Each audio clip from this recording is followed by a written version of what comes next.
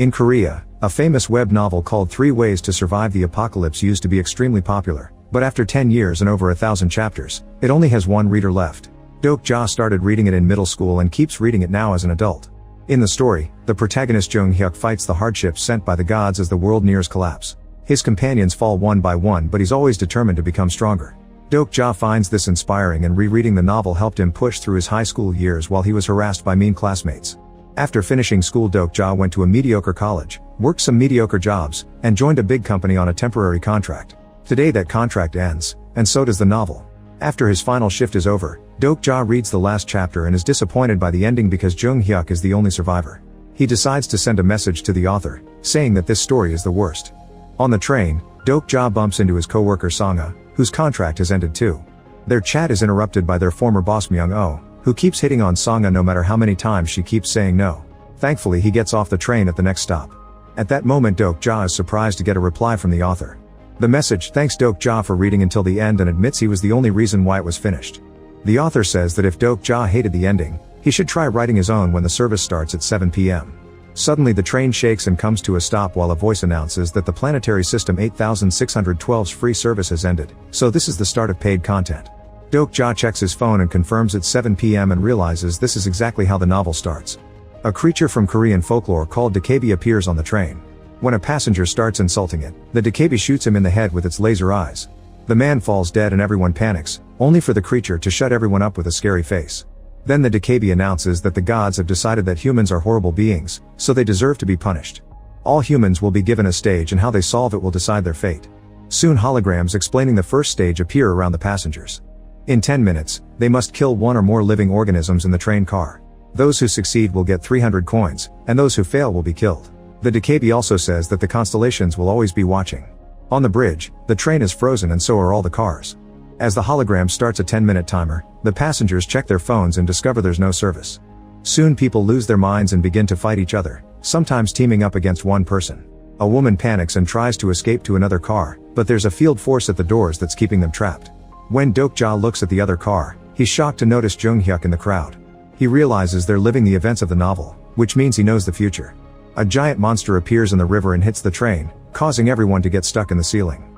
Dokja remembers that the rules say they must kill any living organism. It doesn't have to be humans. There's a kid called Gil Young with an ant farm, so Dokja grabs it and takes it to Sanga. He gives her some ants before trying to talk to the crowd, but nobody pays attention to him. When Dokja kills an ant, a hologram appears saying that he's won the coins, which finally gets everyone's attention. He tells them about the ants, but he doesn't have enough for everyone. As everyone complains, Myung-oh steals the ant farm from him, and the crowd surrounds him instead. There's still a guy beating up an old lady, so Dokja tackles him and offers him an ant that got stuck on his hand. However, the guy turns him down, saying he wants to kill the lady. Dokja realizes this is Nam-woon, one of the characters from the novel. Nam-woon starts beating Dokja up, saying he'll be his victim instead. As Dokja tries his best to protect himself, he remembers that in the novel, humans have stats like in video games. He uses the 300 coins to increase his strength and punches Nam-woon, sending him flying across the car. Nam-woon responds by activating his Grimdark Awakening skill, which allows him to easily overpower Dokja in seconds. At that moment, the crowd accidentally drops the ant farm and a tube of eggs rolls out. Dokja destroys it and receives a huge payment in coins.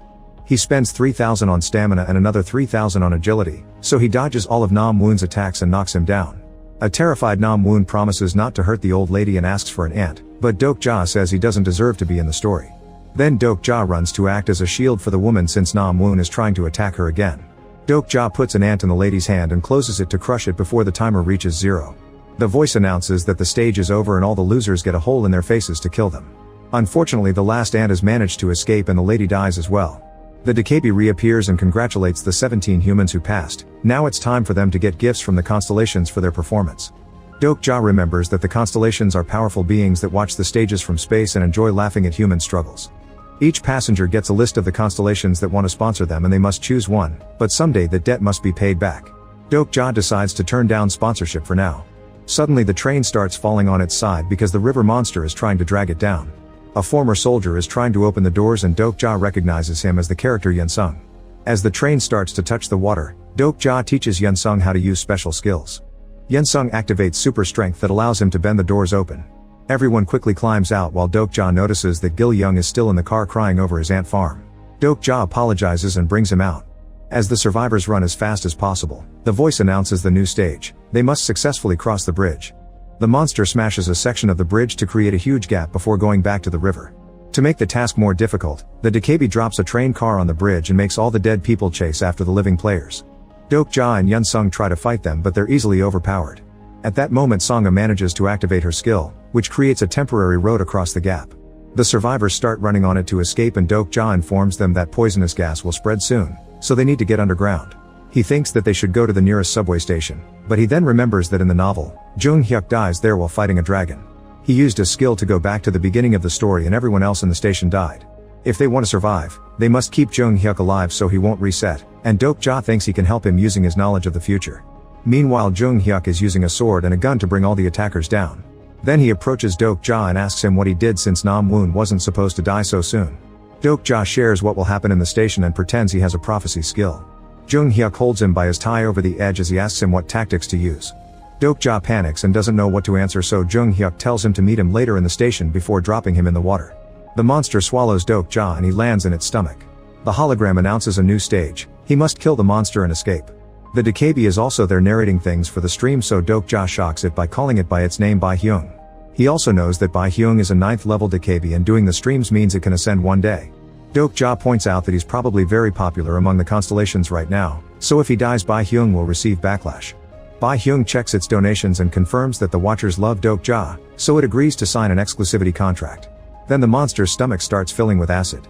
Dokja asks for the Dakabi shop and buys a bunch of spikes to block the acid ducts, which is something he learned from the novel. By blocking all the ducts, the monster will die, however there are hundreds of them. Dokja refuses to give up and keeps working until all the ducts are covered, which finally kills the beast and ends the stage. Afterward, Dokja inserts his hand into the monster's skin and brings out its nucleus. He asks Bai Hyung to trade it at the shop for a very rare item called Ether of Faith. Before Dokja leaves, Bai Hyung gives him an item starter pack, which includes a mask. Dokja puts it on before going outside, since the poisonous gas is already in the area. He collapses on the shore and starts getting lots of sponsorship offers from constellations, so he turns the notifications off. Next, Dokja stops at a store to get some food and finds some bodies. 2 girls are already dead and the third one is barely alive. Suddenly a monster breaks the window, so Dokja picks up the survivor and starts running down the street. The creature chases after them, destroying everything on its path. Dokja manages to slide into the subway station and brings down the gate just in time for the monster to crash into it. In the corridor, a group of thugs appears and they're surprised to see that the girl Hee-won is alive. Dokja remembers this from the novel. These guys beat up and abused Hee-won. He spends 1,500 coins on strength and starts beating the men up. The leader activates his skill to attack, but Dokja easily dodges all his moves and defeats him too. When the rest of the thugs are about to attack together, a bunch of survivors show up with In-ho at the front. This causes the thugs to leave. The group from the train is also here, and Songa tells him that In-ho is a congressman. He leads the survivors in the station by convincing high-level people to go hunting and share the coins with the residents. Meanwhile, Gil Young has acquired a skill that lets him befriend insects. Dokja asks about Jung Hyuk, but he isn't there, which makes him wonder if his decisions have changed the story from the novel. At that moment, some men remind the residents that in 3 hours they must pay the survival fee. The high-level players charge that to keep everyone protected until the monster in the tunnels is defeated. Some people are desperate enough to go hunting for the money, but others die on the spot. A crowd surrounds Dokja and asks him to share his coins since they know he has a lot. When he asks who said that, In-ho admits he did. He assumed Dokja was rich because he saw him use great abilities to fight. In-ho apologizes for being rude and asks Dokja to help the desperate residents, but this makes Dokja remember that he's a bad guy from the novel, so he refuses to give him anything. It turns out In-ho sold himself to the constellations and gave up his humanity, so he's become a monster. The crowd goes crazy, so Dokja agrees to help by finishing the stage instead of giving them the money. Dokja puts together a weapon with random scraps and his team goes down the tunnel. Hee-won shares how the thugs killed people to take their coins, then they brought them to the station pretending they got them from hunting monsters. Dokja knows she was supposed to die in the store. The tunnel is very dark, so Gil Young summons tons of fireflies to light the place up. Soon a horde of monsters appears and a vicious battle begins. Most of the team uses weapons and quickly kills the creatures as they come. Songa realizes that her skill is shooting web, so she uses that to attack. Unfortunately, the last standing monster captures her and takes her away. The group chases after them and finds Songa tied up at the end of the tunnel. A hologram welcomes them to the ground rat's shrine and tells them to eliminate the Warden of the Dark. A bigger monster appears and Dokja moves first, dodging the creature's tentacles before hitting it with his weapon. However, a force field blocks him and sends him flying. Yensung moves next and his blows do land on the beats, causing it to jump on the ceiling. Then it activates Illusory Prison, which captures the body and ravages the mind. If someone gets caught in it, they'll relive their most horrific memories and die. The skill manages to trap Hee-won, who watches the memory of her and her friends getting caught by In-ho with his thugs. Luckily Dokja manages to free her from it. Then he runs to get Gil-young before he gets captured too. Unfortunately Yun-sung is caught and starts seeing the worst memories from his days in the army. Dokja tries to save him too, but his attack is blocked, although it drops some little rocks. Suddenly the monster roars to summon his minions. Dokja calls Bae-hyung to open the shop and tries to buy White Star Pure Energy, but he's 1,000 coins short. Meanwhile Hee-won keeps fighting the monsters, and with a big jump she manages to land on the back of the boss. Dokja follows her example and starts killing creatures until he earns the money he needs. The White Star is inserted in his weapon, which gives him a one-time critical hit. Dokja copies Hee-won's jump and slashes the back of the horde dealer, finally killing it. The horde runs away and the illusion disappears, so Yun-sung is free from his memories. Dokja remembers from the novel that Yun-sung is haunted by the guilt of not being able to save his friends. The group checks the treasure chest they got for finishing the mission. Hee-won gets 2 short swords, Yun-sung gets a gauntlet, Gil-young receives a helmet that improves his bug skill, Song-a gets a mysterious coat, and Dokja gets a broken sword.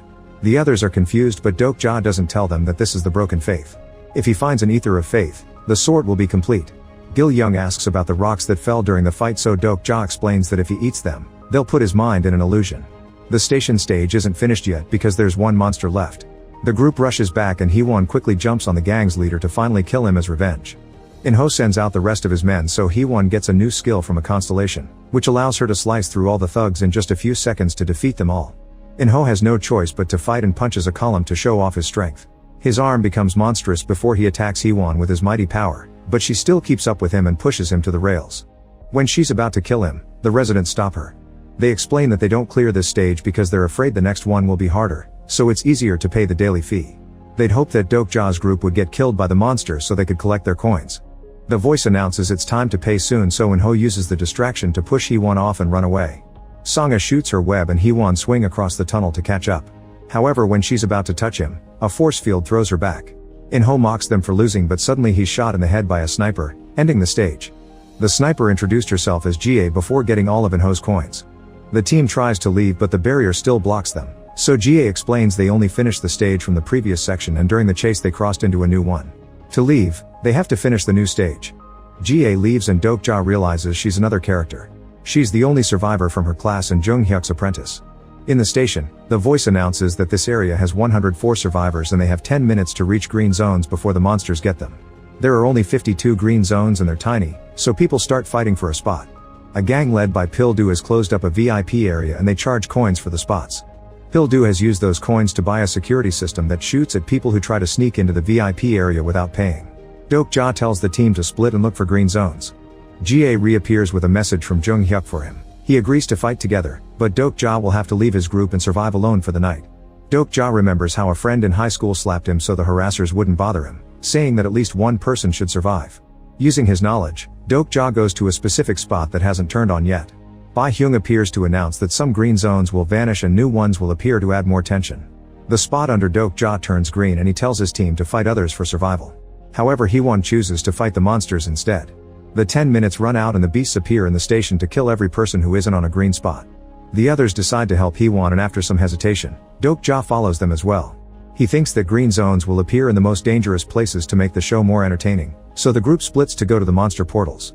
The beasts keep killing people on the main platform, but Dokja's team manages to hold their own with their skills. To Dokja's surprise, Jung-hyuk is waiting by one of the portals, just watching him fight the monsters while protecting Gil-young. The green zone here is for 2 people and Jung-hyuk is taking one spot. He says he'll only fight the monster with Dokja if he abandons the kid. On the other portal, the others find a 3-person green zone, so they save themselves from the horde. Dokja refuses to abandon Gil-young and leaves him in the green zone with Jung-hyuk before running away. He keeps all the monsters' attention on him and when they tackle him, he eats a glowing rock. His body is taken to the illusion prison, saving him from the beast's attacks. Sadly, this also makes him watch the time he fought his best friend to satisfy his harassers. Dokja won the fight that day and later learned the other boy self-deleted, so he's been feeling guilty since then. He hated the ending of the novel because Jung-hyuk sacrificed people to save himself. Dokja wants an ending where the hero can survive with his loved ones. Suddenly Jung-hyuk uses a skill to enter the illusion and says Dokja should have fought his harassers instead of his friend. Jung-hyuk admits he used to think like Dokja, but after dozens of battles, he learned that humans are trash. In the morning, Dokja wakes up and discovers his team brought him to a private room while he was unconscious. They fought the monsters to protect him and Yunsung got wounded in the process. Dokja realizes that today is the day that Yunsung fights the dragon, so he'll have to die instead to save him. The voice announces that today there are 57 survivors. Bai Hyung informs them that the constellations are angry because some people helped each other instead of fighting, so as punishment they'll only get one green zone. Whoever is standing on it when the timer ends will win. The green zone appears under Pil-du, who doesn't look bothered. Dokja tells Jie that he has a plan and asks for her help, but she refuses. To make her feel bad, he mentions how she killed her classmates to win the first stage. Jie cries but leaves anyway. Then Dokja calls Bai Hyung, who confirms the constellations love him and are donating tons of money. Dokja asks Bai Hyung to transform all the money into coins and approaches Pil-du, offering to hire him with all his coins. Pil-du takes the deal and passes the glowing square to Dokja, who starts smashing it with his sword. The crowd tries to stop him, but Jie finally understands and shoots the green zone to destroy it. The light goes out and Dokja points out that if everyone had fought together since the beginning, nobody would have died. He transfers the money to Pil-du to finish their deal, asking him to protect everyone. Pil-du allows the crowd to enter his VIP zone for free, then he brings out all the weapons he bought for his security system. When the monsters come out, Pil-du opens fire and soon there are piles of creature bodies by the portal. Some creatures manage to escape the bullets, only to be brought down by Dokja, Sangha, and Hwon. At that moment the ground opens and a dragon appears, breathing fire on people to kill them. With a combination of gun and sword, Jung Hyuk easily fights the dragon and strikes him several times. The constellations aren't happy that a high-level player has arrived, so they raise the difficulty. Suddenly the station shatters and appears in outer space. The dragon transforms its body into something steel-like, which wasn't in the novel. Jung Hyuk tries to attack it and his sword gets shattered, so he summons a new one and tries again. The dragon quickly overpowers him and stabs him with his own weapon. This doesn't stop Jung Hyuk from trying over and over again. Dokja opens his starter kit and swallows an item that will protect him from the flames. Sangha uses her web to drag Jung Hyuk out of the monster's grasp and Dokja takes over the fight. The dragon keeps bringing him down, but at least its fire does nothing. While the dragon's distracted, a huge monster tackles it to the ground. It turns out that since this creature is a bug, Gil Young can control it, although he feels the pain that the monster does. Unfortunately the dragon is too strong and is beating the bug up, which may kill Gil Young soon.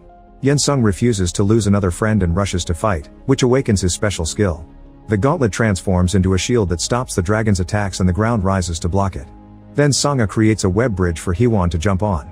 She lands on the dragon's back to slash its body a few times. Now Yunsung can break through the wall to push the dragon down and Dokja tries to stab it, however the dragon flies up to escape. A flashback reveals that the plan is to stab the dragon's core to kill it, but that will also kill the attacker. The mission reward will give them an item to revive one person. Sangha shoots web again and restrains the dragon while Dokja jumps to finally stab it in the chest, but the sword doesn't go through. Jie shoots the dragon's chest to make a crack, only for the monster to push Dokja off. The chest closes the wound and the team loses all hope. Suddenly Jung Hyuk finishes killing the rest of the monsters and fights the dragon again. After exchanging a few blows, he manages to pierce the core, and the dragon's breath covers them both in fire. Just like the novel, Jung Hyuk's flaming body falls to the ground and his skill activates to send him back. Dokja watches how everyone is starting to disappear and thinks it's over.